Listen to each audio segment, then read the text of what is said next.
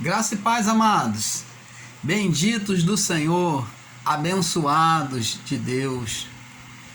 Olha, nós estamos aqui nessa noite com mais um vídeo gravando e o tema deste vídeo será: a quem acendeu a luz? A quem acendeu a luz? Vamos lá.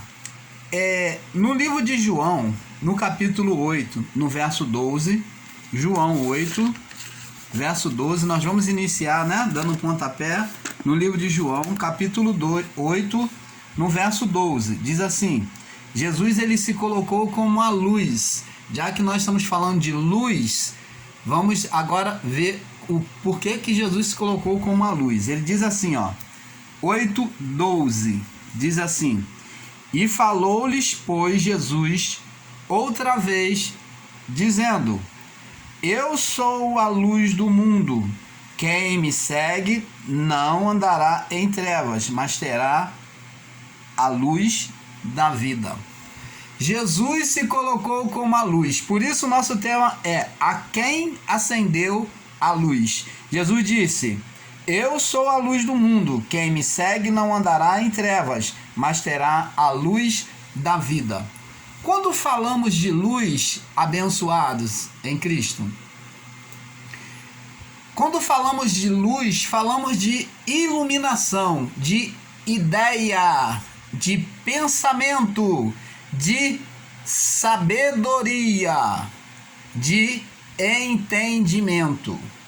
Então a luz está ligado à mente, à iluminação, ao entendimento, ao esclarecimento.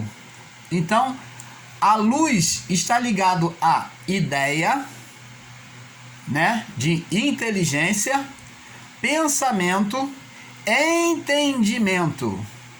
Então, e sabedoria. Quando falamos de luz, falamos de entendimento, ideia, pensamento e sabedoria. Jesus ele diz assim, eu sou a luz do mundo. Quem me segue não andará em treva, mas terá a luz da vida.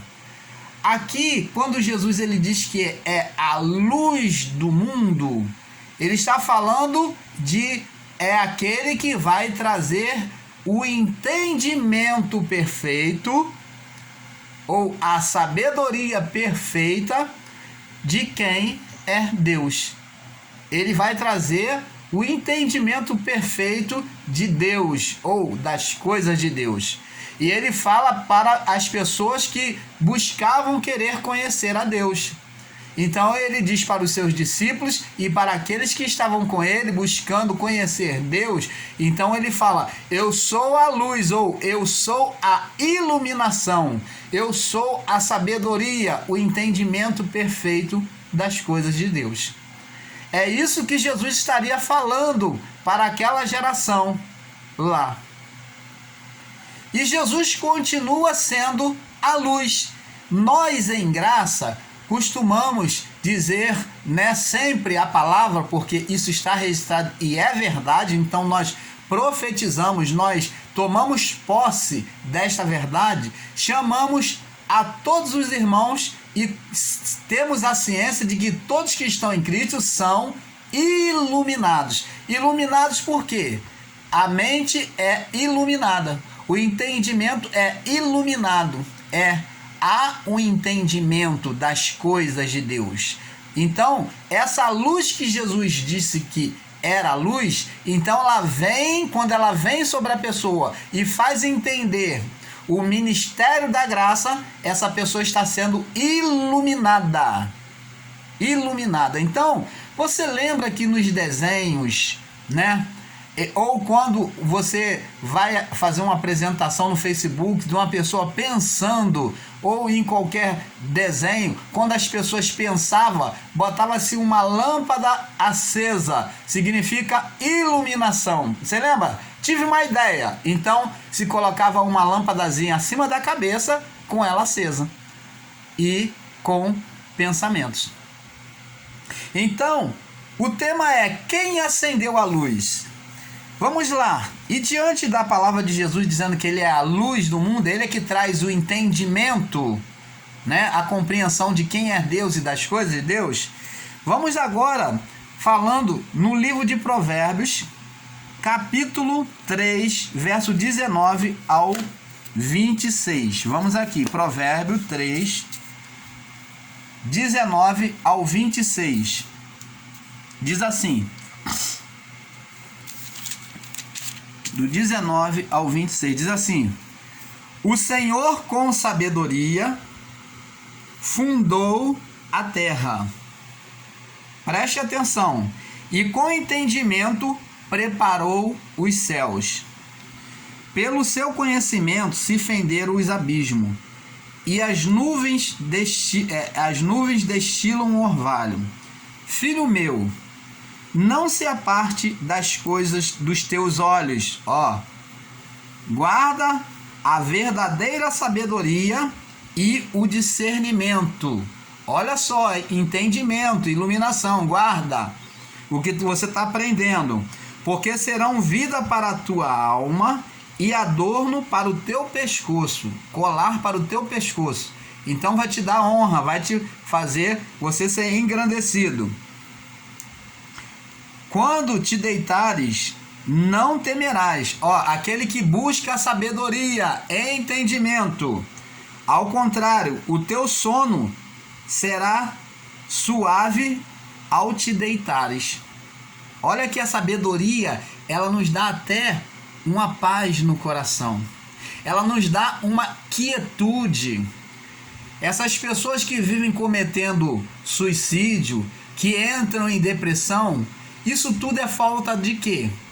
Da sabedoria divina, do entendimento de quem é Deus, porque uma pessoa, quando conhece a Deus, ela tem entendimento de quem é Deus, ela jamais vai buscar o suicídio, porque ela conhece esse grande amor, inunda o coração dela e traz o sossego. Está escrito aqui, não sou eu que disse, diz aqui, verso 24, quando te deitares, não temerás, não há temor, não há insegurança, não há depressão. Ao contrário, o teu sono será suave ao te deitares. Não temerás pavor repentino e nem as investidas dos perversos quando vier. Porque o Senhor será a tua esperança e guardará os teus pés de serem capturados. Não deixe de fazer bem a quem o merece, estando nas tuas mãos a capacidade de fazê-lo. Então até ultrapassei aqui para o verso 27, né? Então, quando a pessoa tem a sabedoria divina, olha só a resposta no verso 26. Porque o Senhor será a tua esperança. O Senhor será a tua esperança. Por que o apóstolo Paulo e os apóstolos não temeram a chegar diante da morte? Porque eles tinham a esperança do reino eterno. Eles tinham dentro deles entendimento de que, ainda que seu corpo morresse, o seu espírito seria salvo. Eles aguardavam a esperança da salvação. Eles aguardaram a esperança da salvação, diz o apóstolo Paulo. Então, quando a pessoa ela tem sabedoria e entendimento de Deus, ela tem esperança, mesmo diante da dificuldade, ela tem esperança da salvação divina sobre a vida dela. E a sabedoria faz com que ela fique guardado os pés de serem capturados, de você cair numa cilada maligna da sua carne ou do próprio homem que é maligno, que faz um contra o outro. Então Deus, por meio da sabedoria, do entendimento, nos faz ser guardado. Vamos prosseguir. Vamos falando aqui, presta atenção. Vamos prosseguir. Amados e abençoados em Cristo. Vamos aqui aproveitar que estamos em Provérbio, vamos continuar nele, só que nós vamos agora adiantar um pouquinho para Provérbio, capítulo 1, no verso 7. Diz assim, Provérbio, capítulo 1, no verso 7. Diz assim, olha, o temor do Senhor é o princípio do conhecimento. Os loucos desprezam a sabedoria e a instrução. Por que irmão Paulo, tá sendo levado para o lado da sabedoria? Porque a sabedoria é entendimento. E entendimento é a luz de Deus. Quem não recebeu a sabedoria de Deus não tem entendimento da graça de Deus. Não recebeu a luz, não tem entendimento. Quem não recebeu a luz, a graça de Deus, não tem temor do Senhor. Está fora do temor a Deus aqueles que não têm a graça de Deus. Porque não entenderam o plano de salvação de Deus. Desprezam a cruz de Cristo. Ainda se veem condenados nos pecados porque não entenderam, não tiveram entendimento. Então está aqui, porque o temor é o princípio da sabedoria, é o princípio do conhecimento. Os loucos desprezam a sabedoria e a instrução. E quem é louco hoje diante de Deus? Loucos são os que estão no sistema religioso, nesse mundo evangélico. Por que são loucos? Porque não acreditam na vida de Cristo. Pregam um inferno de condenação que não existem. Colocam rituais da lei como dízimo, jejuns, subidas ao monte. Tudo isso são pessoas que não tiveram iluminação para entender que nada disto tem expressão na graça, senão na lei. Quando eles entenderem, tiverem o entendimento do que tem expressão na lei e do que tem expressão na graça, e eles então se olharem e entenderem que estão vivendo o período da graça e não da lei, então deixarão para trás os rituais da lei e exercerão agora a fé na palavra da graça. Porque na graça, Deus só requer de nós a fé e a obediência. A fé e a obediência. É trilhar os caminhos do Senhor. Ah, mas irmão Paulo, eu pequei, eu cedi à vontade na minha carne. Olha, em graça, o entendimento é perfeito. Não há pecado. Em graça, conhecemos e entendemos que Cristo morreu pelos nossos pecados. Pelos pecados daquele povo e muito mais por nós, que não vivemos aquela época. O que Jesus falou? O que João Batista falou quando estava batizando? Arrependei-vos, eu vos batizo com água para o arrependimento. Mas virá outro que é maior do que eu, ele vos batizará com o Espírito Santo. Então, o que João Batista está dizendo que haveria uma troca, que agora não haveria mais batismo nas águas, mas o batismo seria como? Com o Espírito Santo. Então a troca, o batismo com o Espírito Santo, quem faz é Cristo. E esse batismo com o Espírito Santo foi derramado lá em Atos 2, a partir do Pentecostes. No dia de Pentecostes. A partir daí, todos foram derramados sobre todos o Espírito de Deus. E é o Espírito de Deus que abre a fé no homem, produz o entendimento e abre a fé.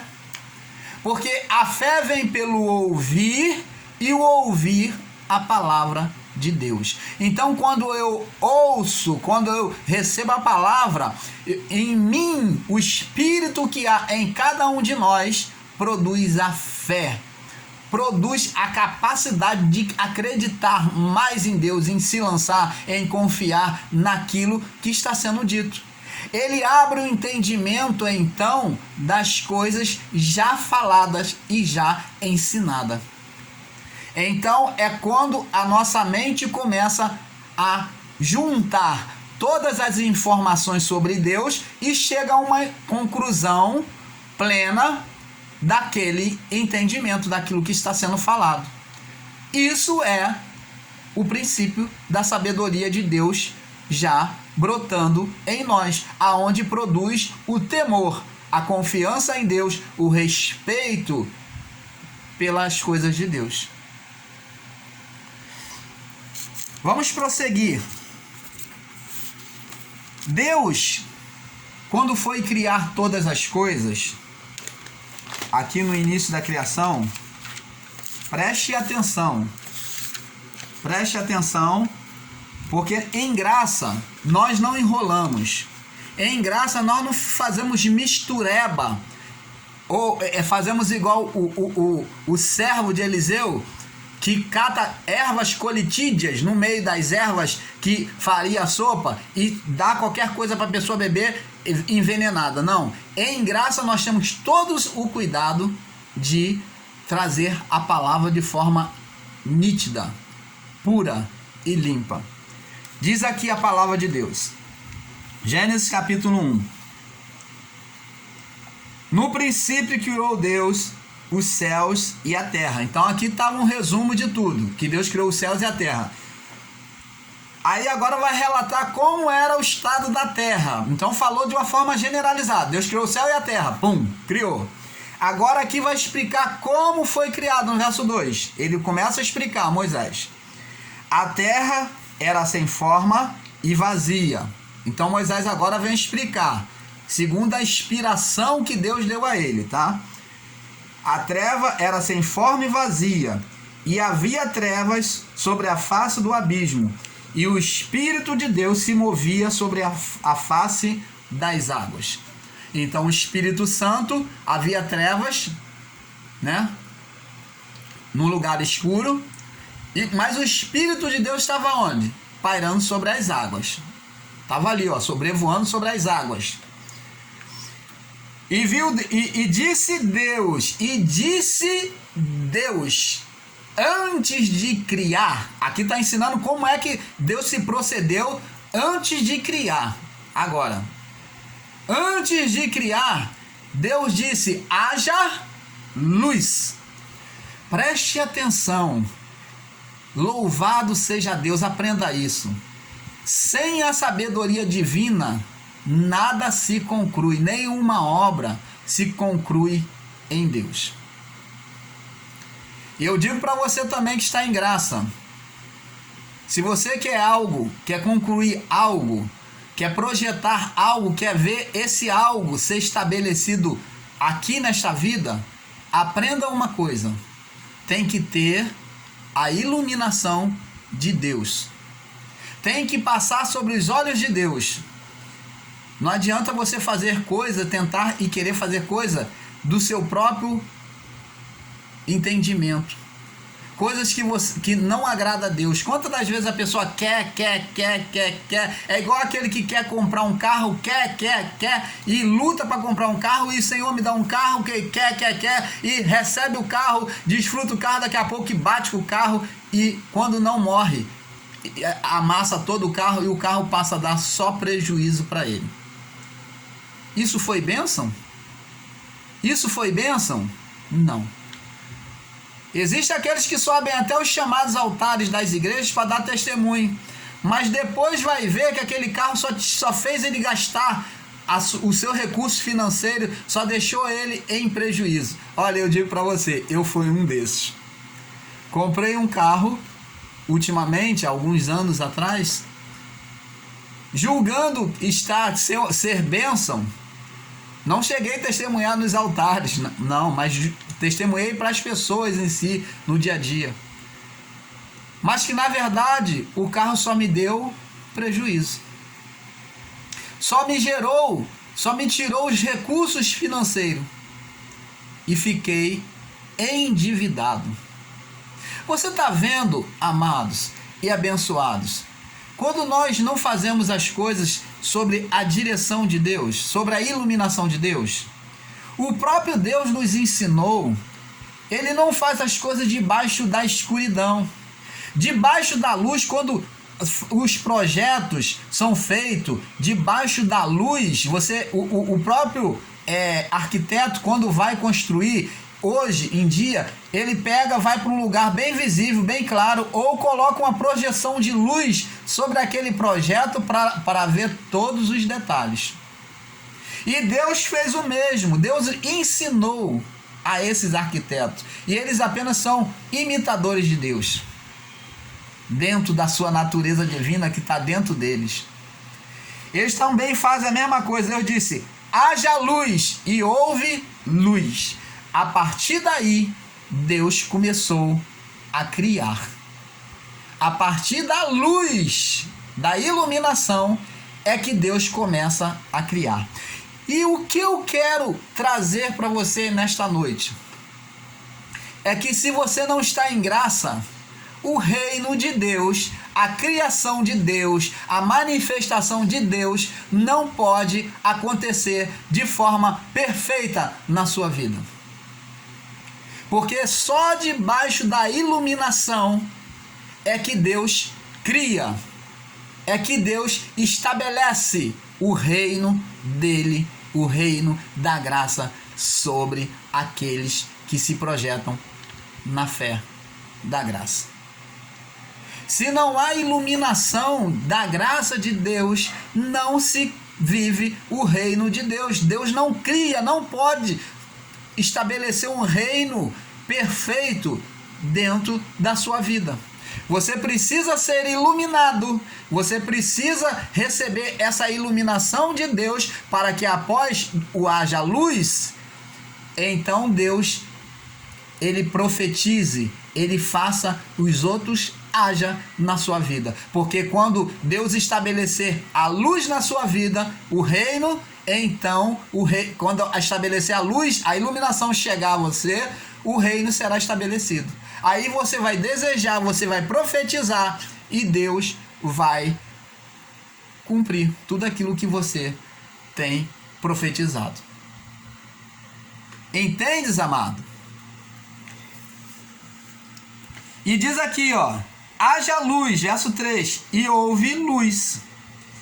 E viu, olha que os olhos foram provar, os olhos de Deus. E viu Deus que a luz era boa, e fez então separação entre a luz e as trevas. Olha que agora, então Deus agora pôde separar luz e trevas.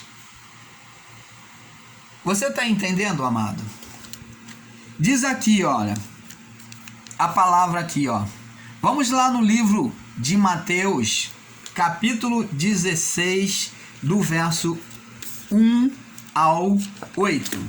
Mateus, capítulo 16, do verso 1 ao 8. Eu não falei para você que vinha coisas boas por aí? Viu? Deus é bom, Deus é maravilhoso. Ele nos traz a sua revelação. Diz aqui, vamos lá, Mateus, capítulo 16. O irmão Paulo que está aqui meio enrolado aqui. Do verso 1 ao 8. Vamos lá. Vamos ler. E chegando-se os fariseus e os saduceus para o tentarem, pediram que lhe mostrasse algum sinal. Então os fariseus e os saduceus pediram a Jesus para mostrar algum sinal para ele. Preste atenção. Preste atenção. Mas ele respondendo disse-lhes: quando é chegada a tarde, dizeis, haverá bom tempo, porque o céu está rubro, está avermelhado. E pela manhã, hoje haverá tempestade, porque o céu está vermelho, sombrio. Hipócritas, sabeis discernir a face do céu, e não discernir os sinais dos tempos? Preste atenção. Jesus está falando que eles não têm entendimento de nada. Aí Jesus diz aqui no verso 4: uma geração má e adúltera pede sinal, e nenhum sinal lhe será dado senão o sinal do profeta Jonas. E deixando-os, retirou-se. Verso 5: passando seus discípulos para o outro lado, tinham se esquecido de trazer pão. E Jesus disse-lhe: adverti e cautelai-vos do fermento dos fariseus e saduceus. Jesus falou: vocês tenham cuidado com o fermento dos fariseus e dos saduceus. Acautelai-vos o fermento dos fariseus e saduceus. Verso 7: e eles arrazoaram entre si, dizendo: é porque não trouxemos pão.